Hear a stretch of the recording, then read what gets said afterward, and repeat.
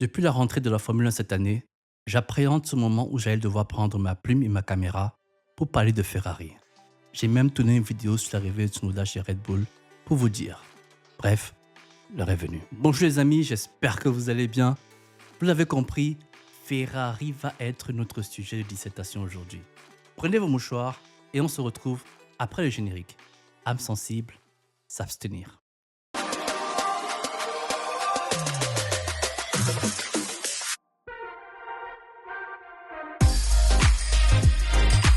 Finger Pilote.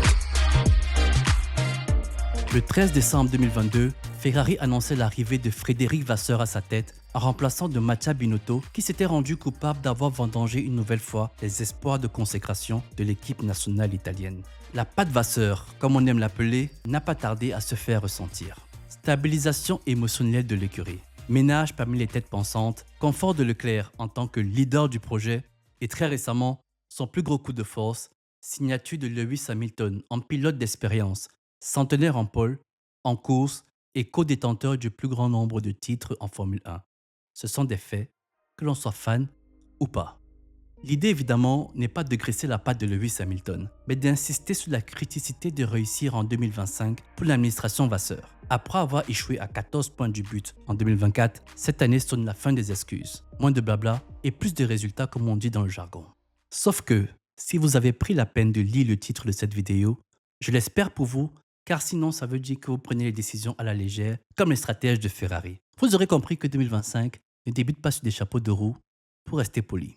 Et pourtant, tout partait comme dans un conte de fées. Le 20 janvier dernier, Hamilton et Ferrari nous gratifiaient de cette image légendaire qui a déchaîné la toile pour lancer une collaboration déjà entrée dans la légende. Le pilote le plus victorieux, avec l'écurie la plus victorieuse. La campagne de communication, parfois jugée indigeste par le syndicat des pistes froides, dont je suis le président évidemment, était un coup de maître pour faire monter la sauce. 2 roulages privés à Fiorano avec Leclerc et Hamilton qui a accueilli plus de 5000 tifosi. Des collaborations avec quelques marques connues de fringues. En même temps, il faudrait être fou de s'en priver avec 2 beaux hommes comme Leclerc et Hamilton. Et un défilé avec pompe dans les rues de Milan qui faisait penser à Jules César qui pénétrait les rues d'un nouveau territoire conquis. Bref les amis, le setup était posé. Les objectifs de titre étaient à peine dissimulés lors de la cérémonie d'ouverture de la FIA. Hamilton semblait avoir perdu 5 ans. Leclerc parlait d'accomplir enfin son rêve de gosse en gagnant un titre. Que pouvait-il leur arriver? Qu'est-ce qui aurait bien pu briser le momentum d'un duo aussi brillant? Eh bien, la réponse se trouve dans notre vidéo de la semaine dernière, où on revient sur les attributs indispensables pour être champion du monde en Formule 1. Je vous invite à y la dévorer, mais pour vous la faire courte, avec Franck, on faisait état des 4 piliers nécessaires pour devenir champion du monde. Si Ferrari peut se targuer d'avoir un duo de pilotes régulier avec une belle pointe de vitesse naturelle et capable de se montrer décisif dans les moments cruciaux, le département technique a quant à lui failli à sa tâche en manquant de délivrer l'élément nécessaire pour se battre. Une SF25 rapide et saine. En même temps, plus d'un ont été surpris quand Fred Vasseur confirmait après le dernier Grand Prix à Abu Dhabi que la SF25 sera à 99% différente de sa dévancière. En commençant par la géométrie des suspensions, qui est un des secteurs cruciaux de cette réglementation. L'étonnement d'un tel choix est compréhensible. Nous entrons dans la dernière année de réglementation des monoplaces à effet de sol. Toutes les écuries vont arrêter de développer relativement tôt. Ferrari aura-t-elle le temps de développer son nouveau package? Deuxièmement, on a vu avec McLaren et Norris en 2024 qu'il était important de mieux débuter la saison pour ne pas accuser un retard rédhibitoire d'entrée de jeu. Ferrari prend donc le risque de perdre un quart ou un tiers de la saison à comprendre sa nouvelle monoplace avant d'y extraire le plein potentiel. Enfin, la SF24, monoplace de la saison 2024 de Ferrari, a fini la saison en tant que co-meilleure voiture du plateau avec la McLaren. Donc, le bon sens pour nos autres analystes de canapé était de capitaliser sur ce concept en conservant ses forces et en éliminant ses faiblesses. Je pense que même la Gazzetta dello Sport, magazine sportif italien connu pour sa sévérité, aurait été conciliant si Ferrari avait choisi l'approche de la sécurité en creusant un concept 2024 bien maîtrisé et sportivement correct, surtout avec l'arrivée de Lewis Hamilton dans l'équipe. Mais les équipes de Vasseur ont assumé de prendre le contre-pied en repartant d'une feuille blanche. Dans ce genre de situation, la nuance ne peut être de mise. Comme avec Mercedes et son concept Zero Pod. Soit tu es vu comme un génie si ça marche, soit tu t'attires la haine des observateurs et des tifosi si ça finit en pétard mouillé. Malheureusement, si on n'a toujours pas tourné le débrief de la première victoire de Hamilton en rouge et ne me parlez pas de la course sprint, c'est que la SF25 est plus proche d'une Williams que de la McLaren. Si en 1995 c'était un très bon indicateur de performance, en 2025, c'est un motif pour tirer la sonnette d'alarme à Maranello. Et si le fait d'avoir un jeu de pilote habile a souvent été un excellent cache-misère pour des écuries sous-performantes, dans le cas présent, l'écart est tel qu'Hamilton et Leclerc ne peuvent faire la magie. Hamilton a offert une victoire en sprint en Chine dont on continue à se demander d'où elle sort. Quant à Leclerc, son podium à Jeddah tient de Lando Norris qui a explosé sa voiture en Q3.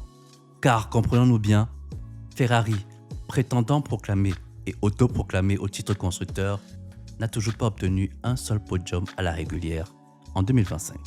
Et si l'ensemble des acteurs majeurs de l'équipe d'Enzo ont fait front commun sur les premiers Grands Prix, en essayant de calmer les critiques naissantes, les améliorations non concluantes de Bahreïn ont commencé à faire naître des divergences dans les discours.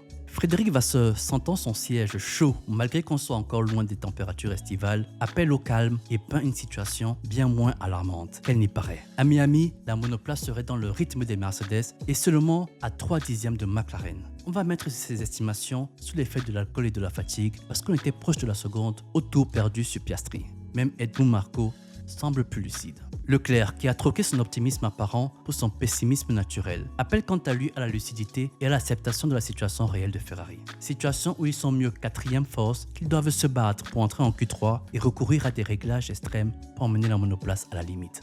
Enfin, chez Hamilton, on a moins de langue de bois. Il peut se le permettre étant donné son statut, comme Alain Prost à l'époque qui avait osé critiquer ouvertement Ferrari. Ça lui avait valu de se faire tout simplement virer. Donc doucement le Lewis, sur les déclarations quand même. Donc, selon Hamilton, la SF25 est imprévisible dans les virages, dans les zones de freinage et mettre le doigt sur la fenêtre de fonctionnement relève de gagner au loto. Comme on dit en sport collectif, l'équipe vit bien. Et la prestation de Miami est d'autant plus dommage qu'elle a eu lieu chez le sponsor titre, avec les gros décideurs de Ferrari dans le garage. Si pour les fans déjà résignés, cela ne veut pas dire grand-chose, sachez que pour Vasseur et son équipe, servir un si piètre spectacle devant ses financiers est intolérable, surtout que la situation comptable ne permet pas de masquer la réalité. Aux constructeurs, ils accusent 152 points de retard sur McLaren après seulement 6 grands prix. Il faudrait 3 doublés Ferrari et 3 0 points pointés de McLaren pour que la Scuderia revienne dans le match. Au championnat pilote, Leclerc, pilote le mieux classé, est à 78 points du leader Piastri, soit plus de 3 victoires d'écart. Pour vous la faire courte, il faudrait un miracle miraculeux pour que Ferrari atteigne son objectif qui est de gagner un des titres mondiaux. Appelez-moi pessimiste si vous le voulez ou homme de peu de foi, vu que l'actualité italienne est tournée vers l'élection du nouveau pape. Je vous présente juste les faits véridiques et les chiffres implacables du début de saison des Rouges. Et si les évolutions très attendues du côté d'Imola et le durcissement du contrôle de la flexibilité des ailerons avant à Barcelone ne remettent pas Ferrari sur la carte, alors le pire arrivera. Le pire étant un aveu public d'échec suivi d'un abandon pur et simple de la saison 2025, homologuant ainsi la 17e saison de Ferrari sans titre mondial en catégorie reine du sport automobile. Les tifosi, la lumière au bout du tunnel ne semble pas se rapprocher. Voilà les amis, n'hésitez pas à me laisser un commentaire sous la vidéo, à liker et surtout donnez-moi votre avis sur la situation à Maranello, terre de passion et de déception.